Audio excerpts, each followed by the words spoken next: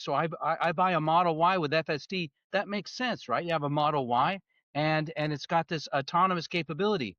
But what he's saying is that he's going to sell millions of the Cybercab, this stripped down car, all plastic inside with shitty seats. So who's going to make the devil's advocate argument why those sell?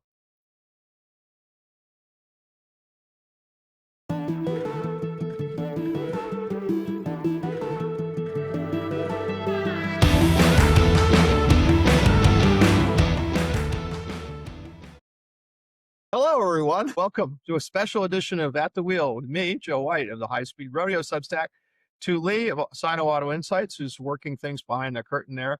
And today we are joined for a look at the year past and the year ahead, a special edition, hopefully by Steve LeVine, who writes the electric newsletter for the information, and by Paul Lienert, who I think is on screen. And he is managing director of Leinert and Company, and he's a longtime analyst and student of the auto industry. I worked with Paul at Reuters. He's been doing this a really long time and knows a lot. I think we're going to have a good time. Look, it's been a busy year in the world of cars, to say the least. We're going to talk about a lot of things. We're going to talk about China, Donald Trump, Tesla, and technology, and we're going to have plenty left over. Hopefully, we're going to be able to let you and post questions in the chat, and we will try to answer some of those later on. Just a quick reminder, we all have a lot to say. We got a lot of opinions. None of them should be taken as investment advice. So preparing for the show, we talked about setting up 3 or 4 buckets to contain this very large number of topics that we could get to in a discussion about the past year in the auto sector and the mobility industry. And then in the middle of that discussion yesterday, Ford dropped news that it would scrap nearly all its previously planned future EV projects, restructure its Blue Oval City electric vehicle complex, kill the F-150 Lightning, and take a $19.5 billion charge to reflect the costs and the lost investments in their EV strategy. So we're going to talk about that first, and then we're going to get to some other things as well. Now, it looks like we still don't have Steve. Paul, what did you make of what Ford did here? I mean, I've got my thoughts, but I kind of want to hear from both of you first. It's not the biggest charge any auto company has ever taken for a failed strategy, but it's pretty darn big. What do you think? What do you think is going on here, and what do you think caused this to happen today? Ford, Paul, what do you think about what they did? It's a whopper of a write-down with all sorts of implications, but particularly kind of setting the table for the rest of the auto business here in the United States and probably over in Europe as well, just to kind of reboot all their plans for electric vehicles. Yeah, I agree too. If we get Steve on, I'm going to ask him, but I agree that basically it was a signal that, look, to both the U.S. regulators have already abandoned the Biden administration EV targets. I mean, the Trump administration just within the last few weeks officially said, we're not going to have EV mandates or quotas. We're going to keep fuel economy rules pretty much where they're at. I mean, very minor increases over the next several years. So, they've basically scrapped the pro EV policies of the previous administration. Europeans, I think, as we speak, are climbing down from their proposal to ban combustion vehicle sales by 2035. I mean, that was expected to happen officially today. So I do think this is Ford signaling, look, this EV, I'll probably get in trouble for saying it this way, but this kind of EV bubble that started expanding when Tesla started to make money with the Model 3 and the Model Y, and its valuation went to the moon, that this phase of the EV transition is kind of over. And we're going to have something very different, at least in the United States, and I think in Europe as well. But two, I mean, when you look at this from this perspective, put yourself in the shoes of the Chinese auto industry. I mean, what does this mean for Ford's competitiveness and potentially, Western automakers' competitiveness with the Chinese auto industry? There's a couple things. Go ahead, Sue.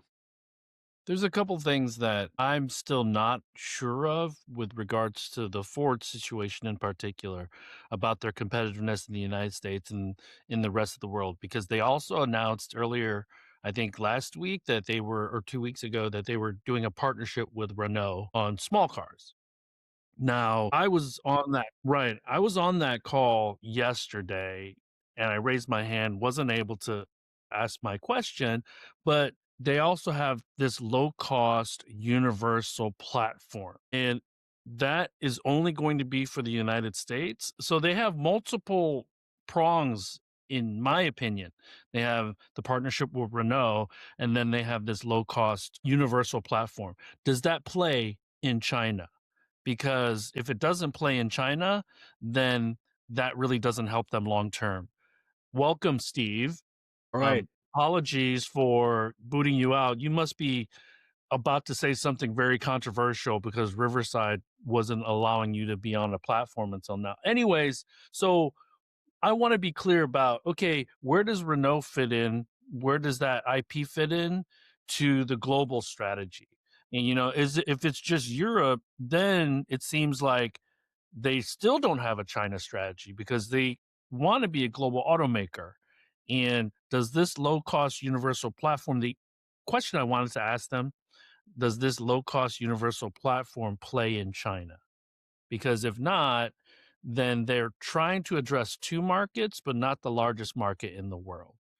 So Yeah, I think that's a good question, Steve. But yeah, I don't know if we were talking about Ford and the big, what looks like a pretty significant retreat, not a total retreat, but a pretty significant retreat from their electric vehicle strategy.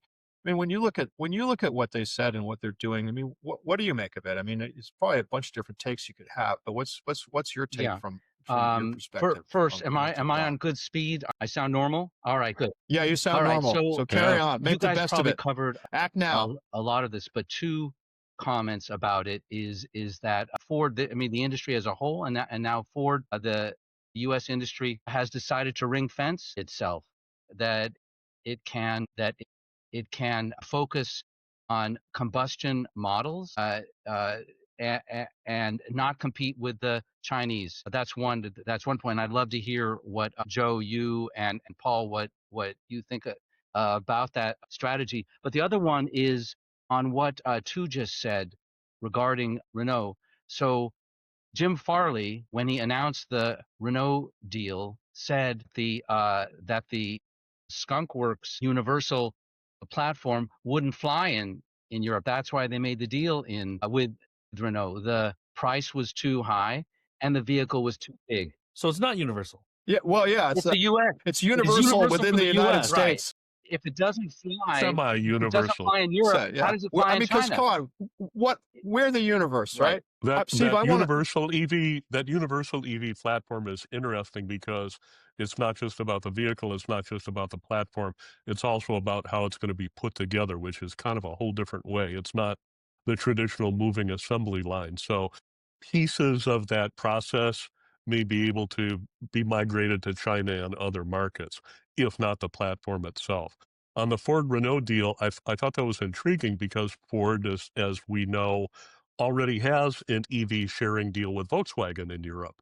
And that doesn't seem to be going very well in Europe, and I don't think it holds any promise whatsoever for China. So the Ford Renault deal is for a smaller EV platform, presumably more affordable, quote unquote. Neither Ford nor Renault has much clout in China at the moment. So who knows what the potential Yeah. is over there. Yeah, Steve, and I'm going to take up your challenge to kind of talk about the ring fencing or that concept, and I think I started covering the industries toward the end of the period in which the U.S. automakers, the Detroit automakers, were protected or theoretically protected from then surging Japanese competition, Toyota, Honda, mainly Toyota, Honda, Nissan, by voluntary, the so-called voluntary export restraints or voluntary export quotas. And essentially the Japanese automakers pretty much had to abide by a limited quota on the number of vehicles they shipped to the United States. And this was under the Reagan administration. It was essentially protectionism by another name. What happened? Well, we all know it. Well, most people listening to us know what happened. What happened is the Japanese companies moved onshore. They brought their production system and their technology to the United States, set up factories here, and have been highly competitive ever since. I mean, Toyota from time to time, I think, I'm not quite sure where they're at now, but they're pretty much the number 2 seller in the United States, on the number 2 brand in the United States in terms of market share. So they were able to get behind, get over the wall or through the wall and compete. Maybe Chinese automakers will be forever frozen out of the United States. Maybe no governor, no government, no president will ever allow a Chinese automaker to set up a factory to employ Americans within America to build vehicles for this market. Maybe, but maybe not. I mean, again, I can remember, again, early on in my career here, when there was kind of an assumption amongst the Detroit automakers that, oh, the Japanese companies are going to come to the United States. Their factories will be organized by the UAW and they'll be in the same fix that we're in terms of labor costs and productivity. Well, that wasn't the case. Right, Paul? I mean, it just those assumptions did not pan out.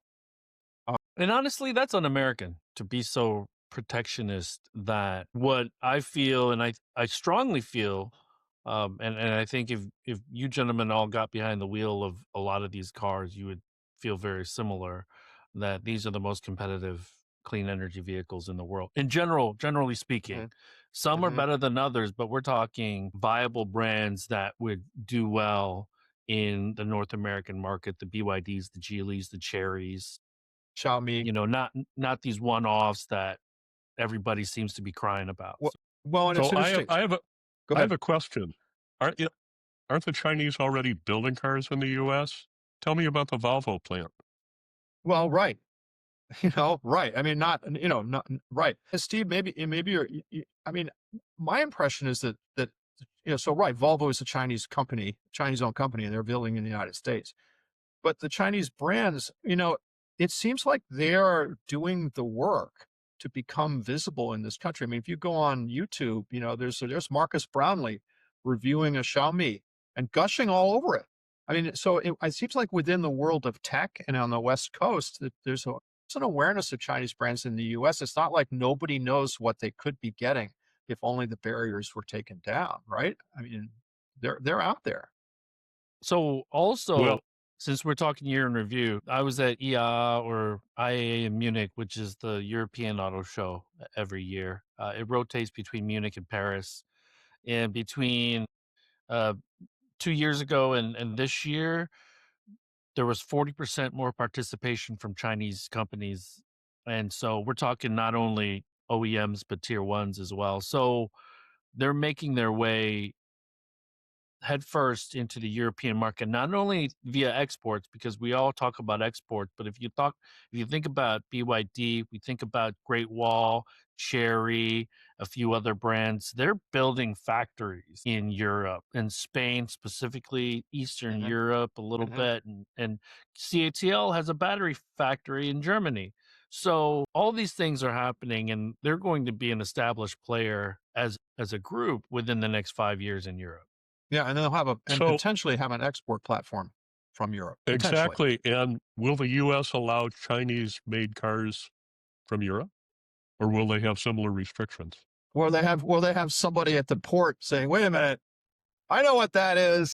You can't fool me." Gosh, we keep losing Steve, and I'm just going to apologize to him and to viewers because maybe we'll hopefully we'll get him back.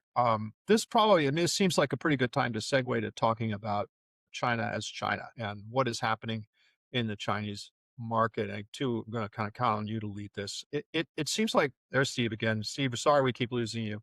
I mean, we're talking about the Chinese market now, as such, not necessarily in the context of Ford. There's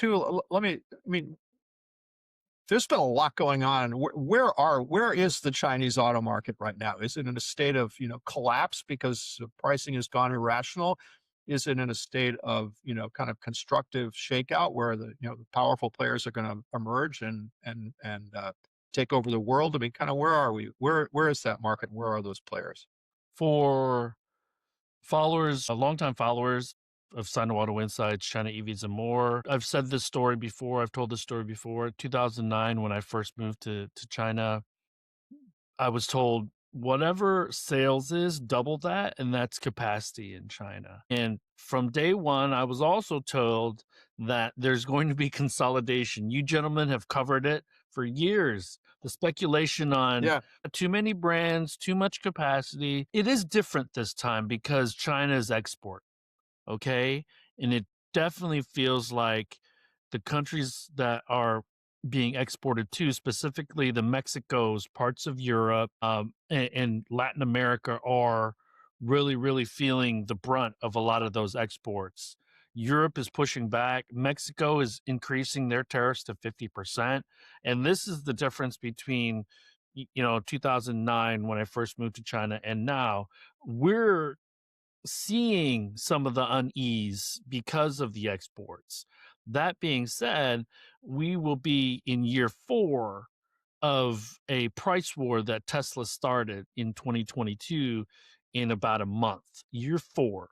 And so we talk about this involution word that is kind of made up by the Chinese, that they're eating each other because it's so competitive and there's so much capacity. And the actual pressure release valve for a lot of the players, which in other markets would probably be top 10 players, right? They struggle in China just because BYD, Geely, Chery, they take so much, they suck so much air out of the room. Now, 2026, some more subsidies are going away. So we should start to see a little bit settling. This is, and Paul, you had sent us in the group chat that Tesla's going to be at an all-time high, when in 2025, sales are going to be in a 3-year low. It's crazy. But Wall Street is not looking at Tesla as a car company anymore, are they? Yeah, I think Elon has convinced them that. But if we're, again, talking about China, because I'm always relating other world news through the lens of what I see and hear in China. And we can look at Rivian's AI Day as, you heard KOLs in the crowd go, woo, woo. You know what? Chinese companies are like, been there, done that. We're designing our own silicon. We are creating a seamless user experience. All the buzzwords that I think Western folks and analysts are new to, but is just the daily grind in China.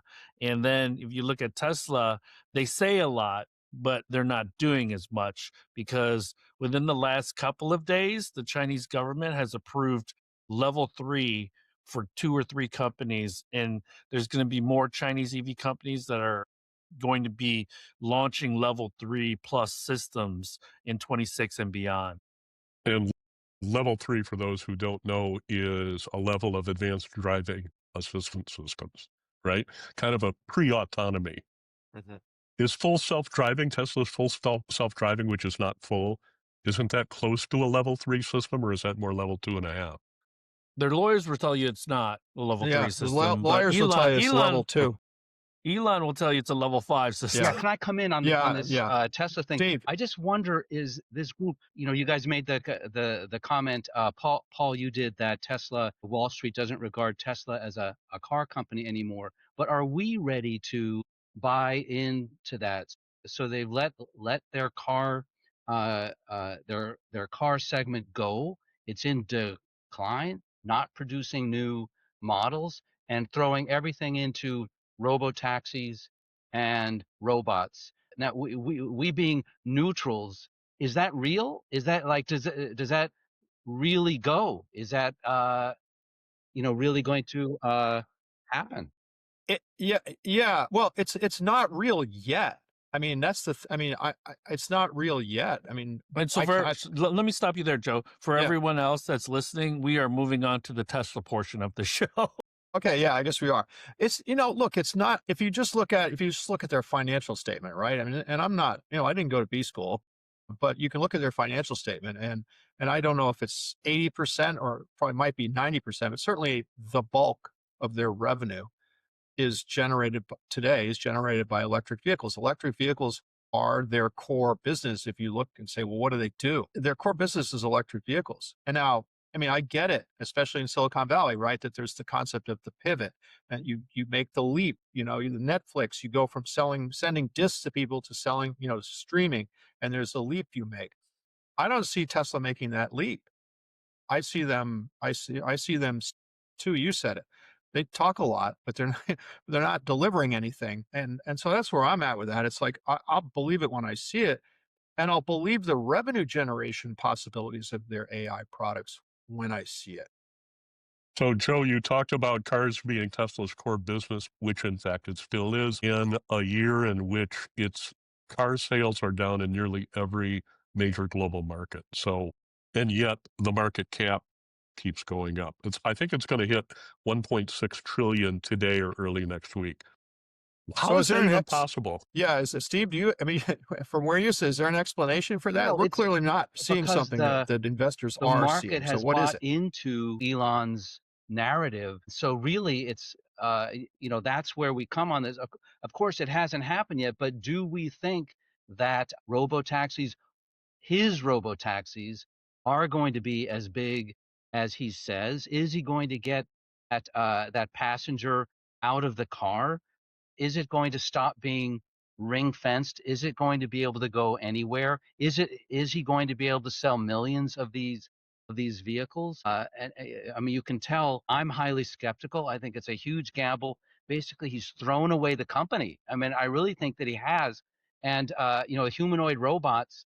When you talk to humanoid robot companies, no one knows exactly what's going on inside Tesla with Optimus, but they know what's going on with their own robots, and they're not ready. They're not ready for what Elon says they're going to do. So yeah, if he were willing to put radar on the robotaxis, then I could see, yeah. But he's going. You make a really good point, because I think he likes to talk about his robo-taxis as if Waymo and, for that matter, Rivian and the Chinese companies don't exist, right? One of the interesting things from Rivian's automation presentation a few days ago was the extent to which they emphasized that they believe you have to have LiDAR, radar, and cameras, right? One of the things that I think, this is not really a prediction because I think it is happening. One of the things that Elon, I think, could find himself up against is Rivian. And I'm just going to talk about the United States. China's a different deal, but for regulatory purposes, he is going to find himself being lobbied against, or up against lobbying from Rivian and Waymo. We're going to tell regulators in California and in NHTSA in Washington and wherever, Tesla's system isn't safe. It's not robust. They don't have enough sensors to do the job. We do. And I think that's something that, and again, this stuff, I'm at the limit of my technical understanding here, but it seems to me that if you come in with to regulators who are clearly fearful of approving something that winds up hurting people or being bad for society, if you come in and tell them, we've got belts, suspenders, and paper clips, and that guy is running around with a loose waistband and has no redundancy, I think that's a problem for Tesla. So we'll see. So let me interject here. It's a binary question to me that I posted to the audience. First of all, real or not real? Second, if you believe it to be real, you have to look at the competitors in the space. And Steve, you had mentioned the humanoids. So there are a number of humanoid companies in the United States. And then this $1.6 trillion valuation, how much of that is attributed to the China market? Because they're in complete retreat in the China market. From a car sales standpoint, they don't have full FSD. They have Pony, they have WeRide, they have QCraft, they have Deep Route, they have Momenta. That's just the AV startups. Xpeng has a level 2 system. Li Auto has a level 2. Xiaomi has a level BYD, and it's giving it for free. So if we do believe that they're real, do we believe that they're going to dominate the China market? Because completely that's unreal, because they're not going to dominate the China market. I'm hearing you guys talk about Tesla, and I think I can summarize it by saying Tesla appears to be Silicon Valley's greatest ever story stock, meme stock even. But I think in China, the bloom is off their rose in China, rapidly coming off their rose in Europe. The U.S., I think they're still being propped up heavily by U.S. investors, but how much longer can Elon keep that story going? FSD is formidable.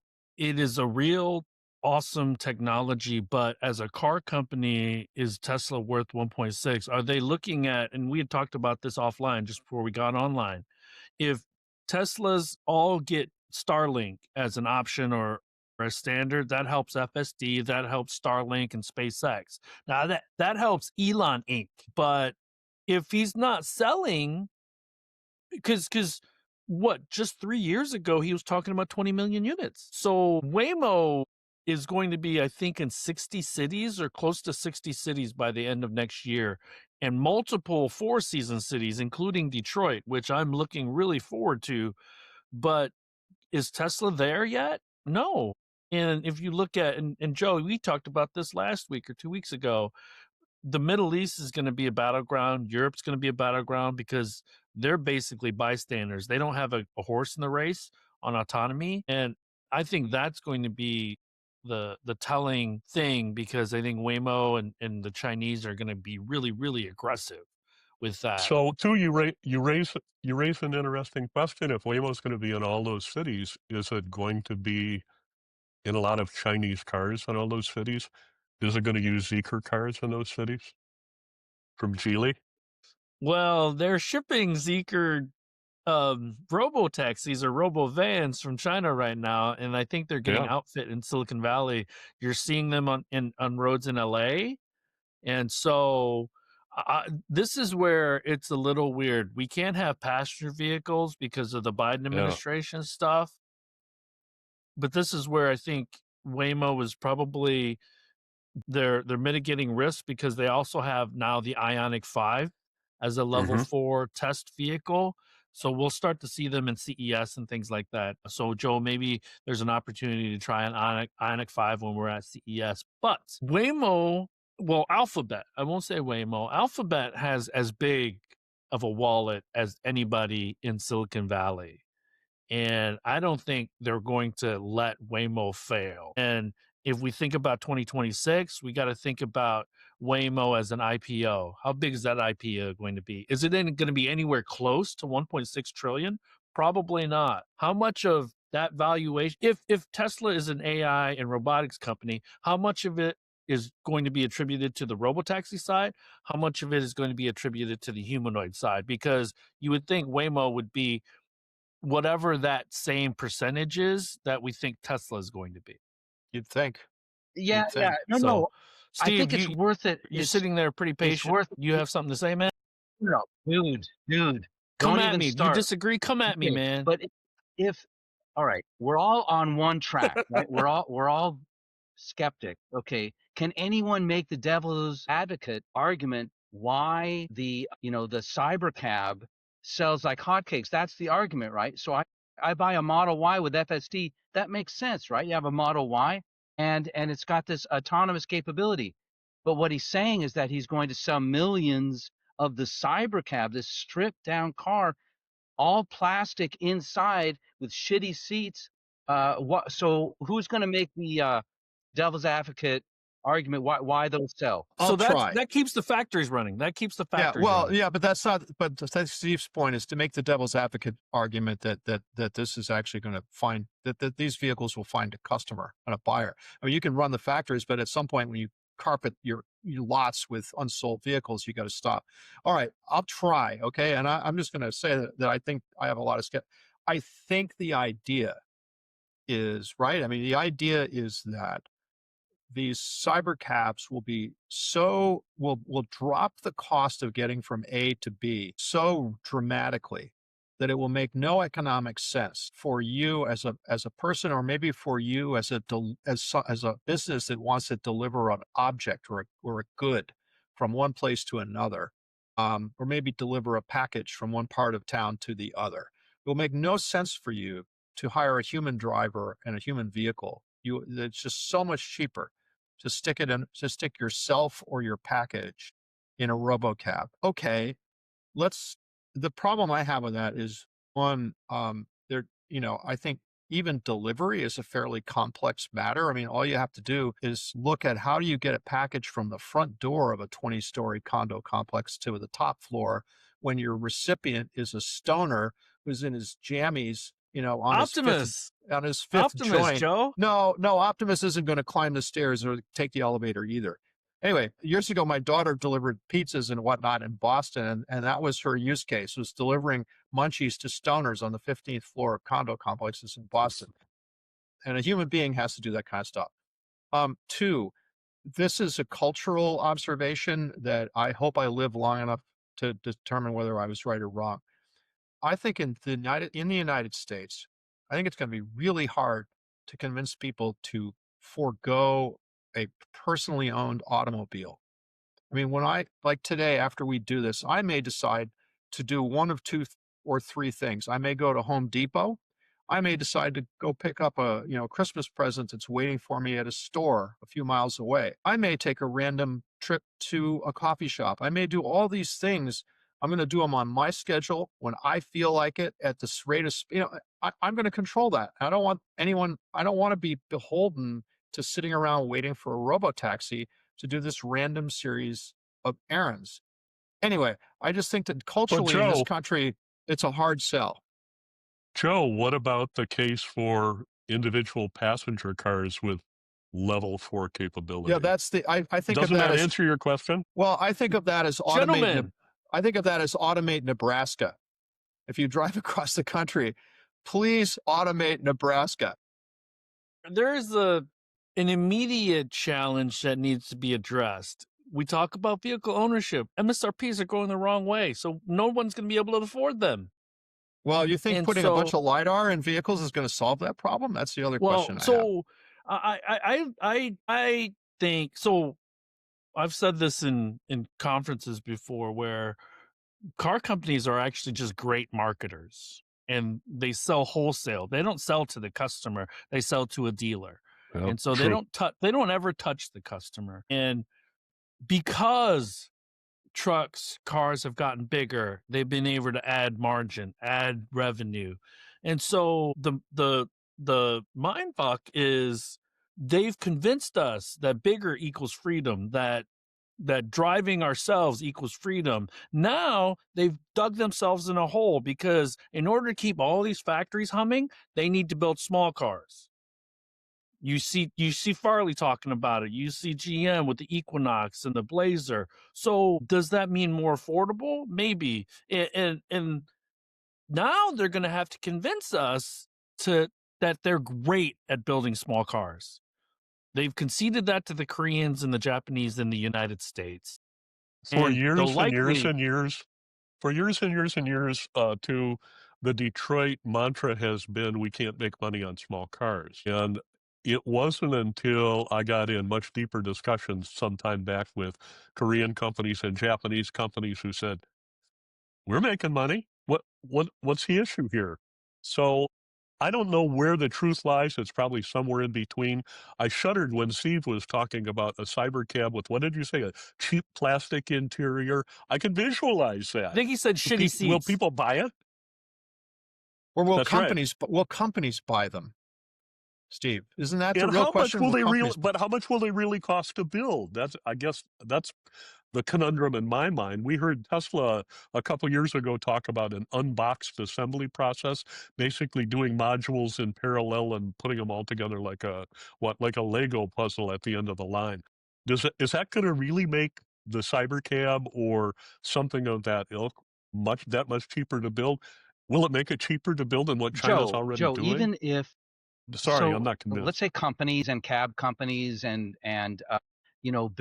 Bill down the street, buys the Cybercab, right? Puts together a fleet, and you get Cybercabs, or maybe the Cybercab is a platform and they put something on top. It becomes an Amazon delivery van. The narrative is he's selling millions of these per year. Even if he sells some, does he sell millions a year? That's the question. No, the commercial fleet market is not. I mean, RJ Scaringe was on Automotive News' Shift podcast. I want to shout out to them. And he was asked, like, it seems like the commercial electric van market has not developed as rapidly as you had expected. Steve, it sounds like you heard this or you know this, right? And he said, at first, and he's doing the best of anybody, at least in the United States, with this type of product. But he said, no, it has not developed as quickly. It's a smaller market overall to begin with. And second of all, and I'm paraphrasing him pretty loosely here, he said, Amazon is figuring out how to work EVs into their commercial fleet, but the rest of the fleet world has not. And he pointed out something that is kind of obvious the minute you think about it. There's really only a very few large delivery fleet operators out there. Amazon's one of them. FedEx is another. UPS is a third. I guess DHL.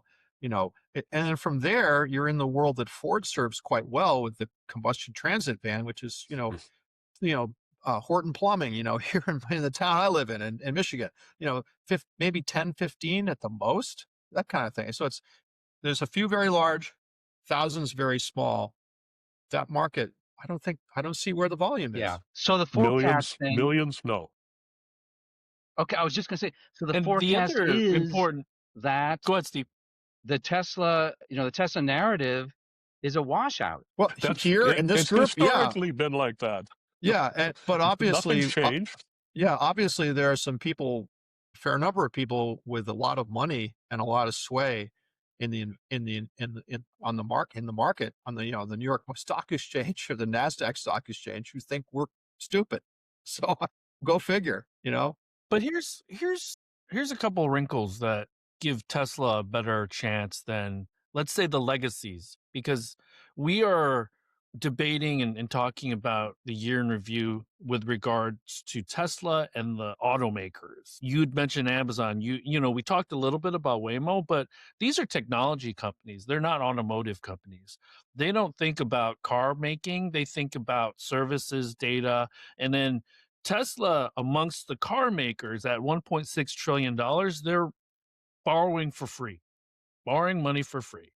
Whereas $19 billion write-down, although, Joe, you had mentioned that it's a $5 billion cash write-down. It's about if I read it right, it's $5.5 billion cash. But let's not minimize either of those numbers, right?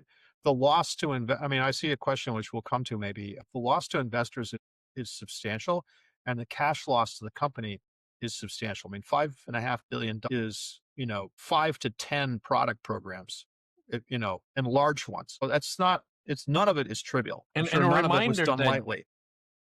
A reminder that GM wrote that down, a part cash, part on the books in China with their SAIC joint venture, earlier this year.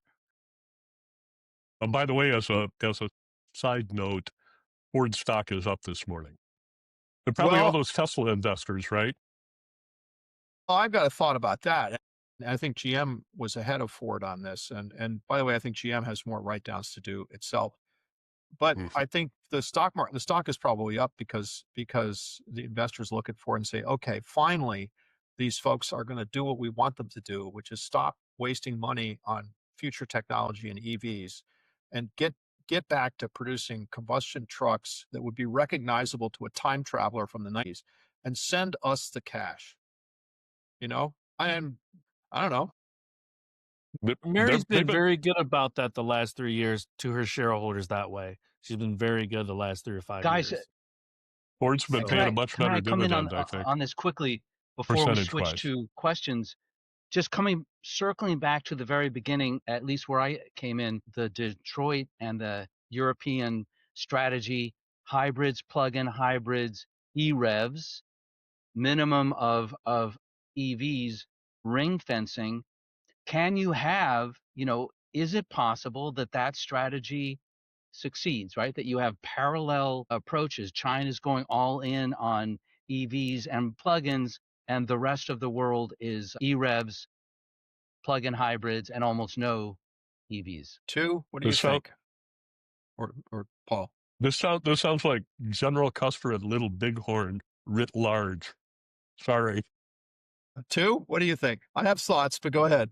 I want yours first. I think it's use case specific. I think EREVs and plug-in hybrids will play a role in the United States just because the different use cases we have long term. So my theory is that within 15 years, building an EV becomes a commodity. I tweeted or X'd or whatever you want to call it that Volkswagen Group now has a U.S. strategy that includes using Rivian IP, a China strategy that includes using XPeng IP, and then question mark on European strategy. And I have an idea of who they're going to use, but if and I'm oversimplifying this, but if Volkswagen only brings manufacturing to the table, does that make them a contract manufacturer? Again, because they don't own the relationship with the customer. And if Rivian gets to see all this data, XPeng gets to see all this data, they're not creating the experience. I mean, Volkswagen is not creating the experience. XPeng and Rivian are. And it bolsters their own branded vehicles now because they can include that data in their calculations for their brands. And so if vehicle manufacturing is commoditized because it's a platform and a top hat. And we know that China can do that in 18 months. The legacies can't do that. Tesla can't do it, or they would have shown that they can do it. And so what's the next for them? Is it AI and robotics like Tesla? Because none of the legacies have talked about humanoids. They've talked about intelligent driving. And Rivian has taken a step further and brought in the whole your car can effectively make some money for itself, but that's a different show. I just don't know. They're talking about powertrains, and it's not even about powertrains anymore. Yeah, unfortunately, well, that was certainly one. And before we get to the end of our time, I think the way I want to answer this is by kind of briefly getting to the topic that was on our list. And I'll do it this way. I mean, there's so much risk here, and not least is the risk that Donald Trump and people who agree with Donald Trump and Donald Trump's people about the right approach to transportation and climate policy will not forever be in power. And that in 3.5 years or 7.5 years, you'll have in the United States, once again, an administration that believes that climate change is a substantial problem that needs to be addressed through regulation, particularly, or not regulation of carbon emitting industries, not least of them being the car companies. So there's that, right? That if you just say we're going to sell combustion or some version of combustion, and we're not going to invest in carbon-free transport, that they'll wake up and there'll be a president, President Gavin Newsom or whoever, right, who will say, sorry, guys, guess what? We believe in climate change again, and we're going to regulate you all, and it's going to be a problem. Just as I don't think the car companies reckoned when President Trump regained office, that he was serious about, tariffs and kind of the disruptive way that he and his people have gone about that. So, I do think that there's more black swans than you can point your gun at. And I think that's the risk for these companies, that if they're not nimble, they're not only subject to competition risk, but they're also subject to policy risk. And I wonder how they're going to try to immunize themselves against guys, that. I definitely want to end soon, but one thing we omitted completely was the supply chain stuff, the silicon and the rare earth magnets. I think we should talk about that year in review a little bit, because it became so important towards the end of this year. And maybe Steve, why don't you give us your thoughts on Nexperia and some of the rare earth stuff, and then you start, and then we'll add our 2 cents before we head off to questions. China has shown, just like we're willing, the U.S. is willing to pull the trigger on chips, it's willing to pull the trigger on rare earths.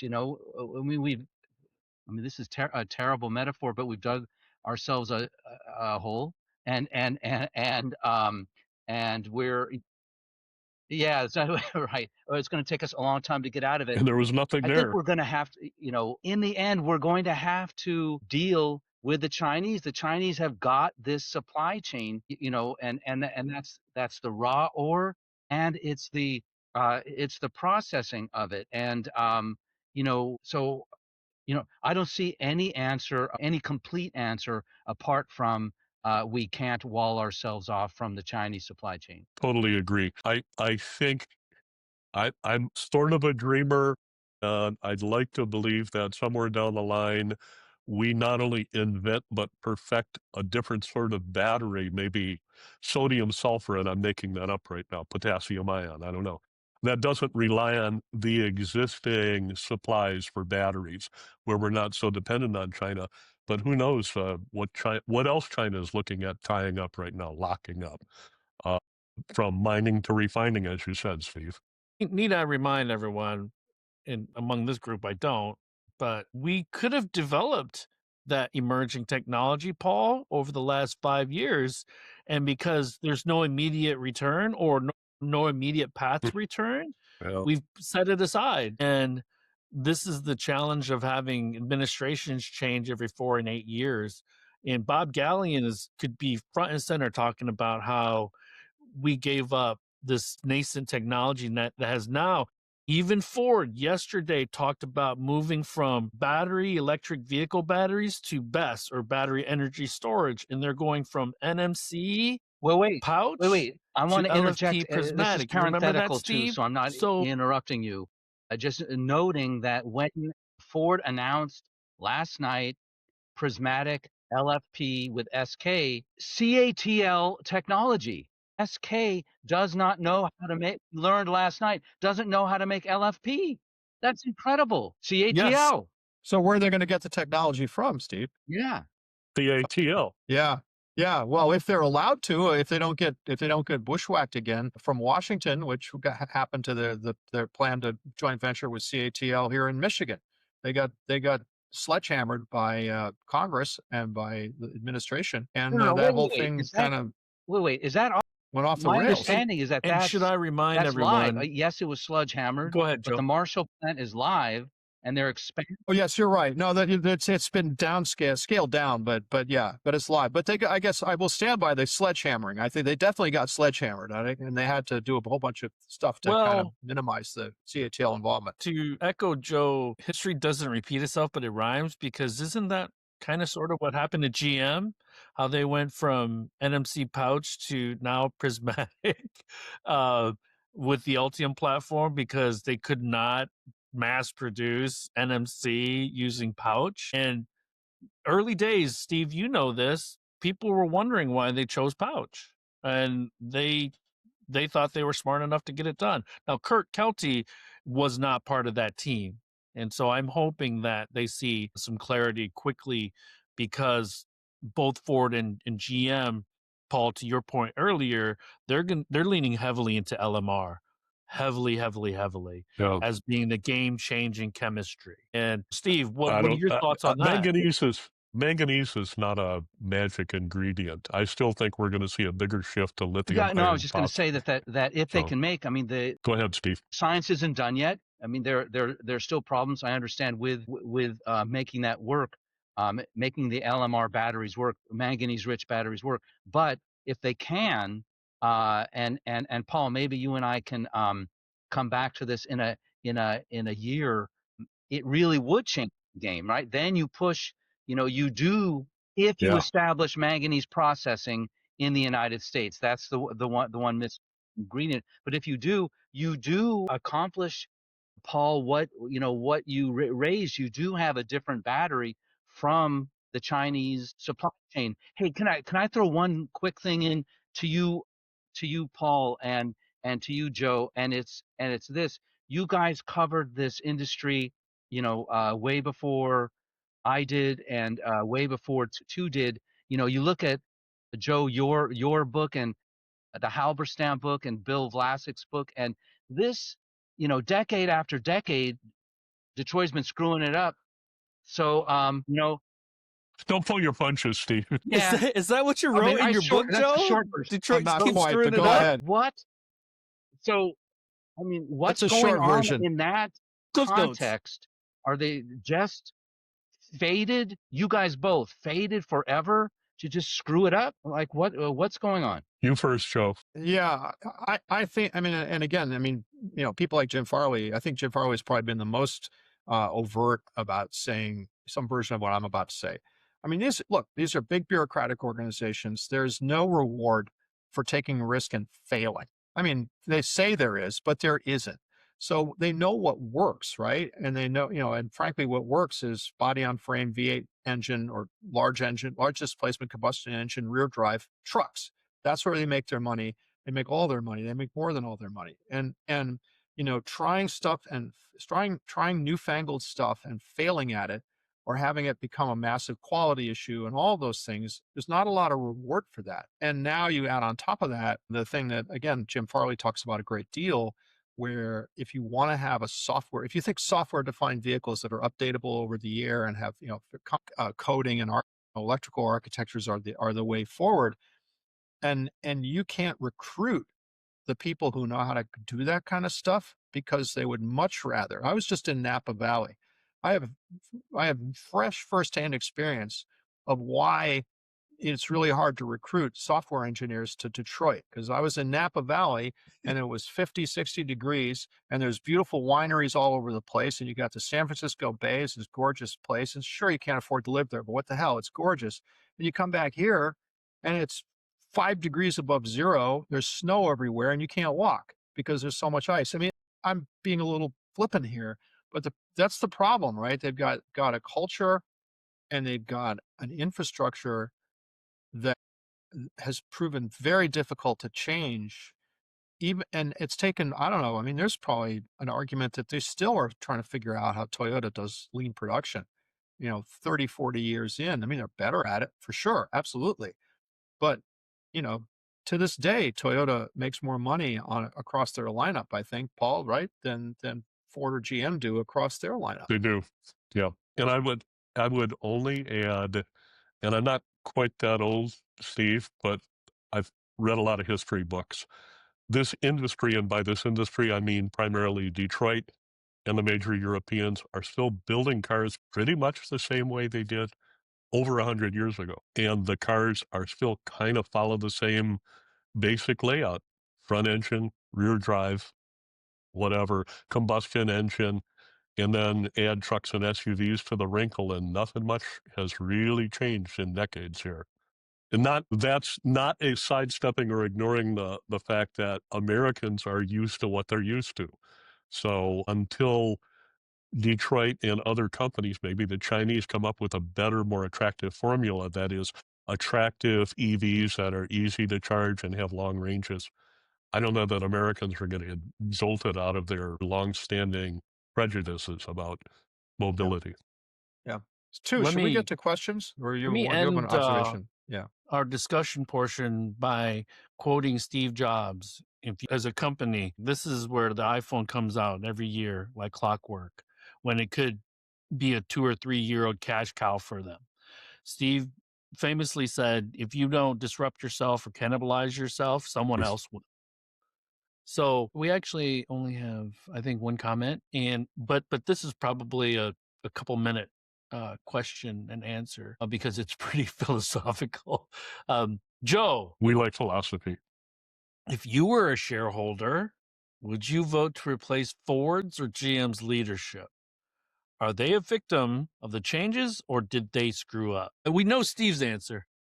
Yeah. Well, yeah. And I'm going to ham and haw a little bit, because I think to a large extent, Ford and GM, the leaderships of Ford and GM have been pushed around by circumstances. Victim's not the word I would use, because they have agency. They're perfectly capable of thinking and acting for themselves. But I do think that they responded to stimulus, and literally, I mean, the government of the United States up until January of this past year, or at least for 4 years prior to January of this year, and for many years prior to that, with the exceptions of the 2 Trump administrations, the federal government policy for the automakers was, you all need to clean up, you need to cut your CO2, you need to go electric. And then the Wall Street was amplifying that message by assigning Tesla, massive valuation, and assigning, GM and Ford pitiful valuations.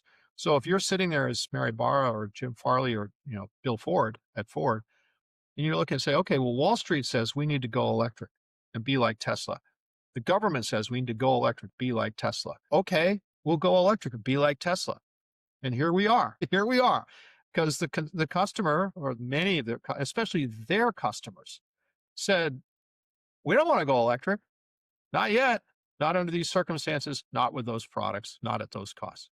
So, that's tough. It's tough to say, well, they were all stupid. And they, I think they were responding I to think you're those too nice. inputs. Steve, what do you think? We need to have you on more often. Go on.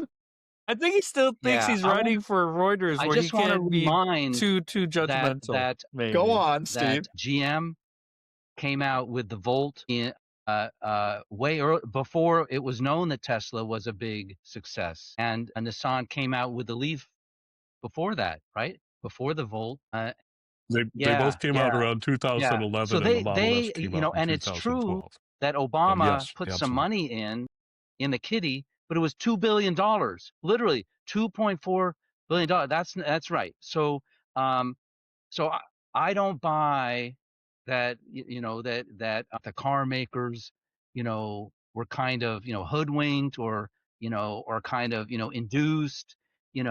They went in with their eyes open, and they have been, I mean, Detroit and Europe have been erratic. They haven't had vision, and I don't think that they, when you act that way, it means you don't know what you're doing. Stopping. That's it. All right. There we go. Bracing. Paul, Merry Paul, what Christmas do to you you. think? I'll try and give you 60 seconds or less. This auto industry, and I'm talking primarily ex-China, is an industry that's badly in need of reinvention, probably from the ground up. Can the existing management at Ford, at GM, at Volkswagen, at Nissan, can they reinvent their respective companies? I don't think so.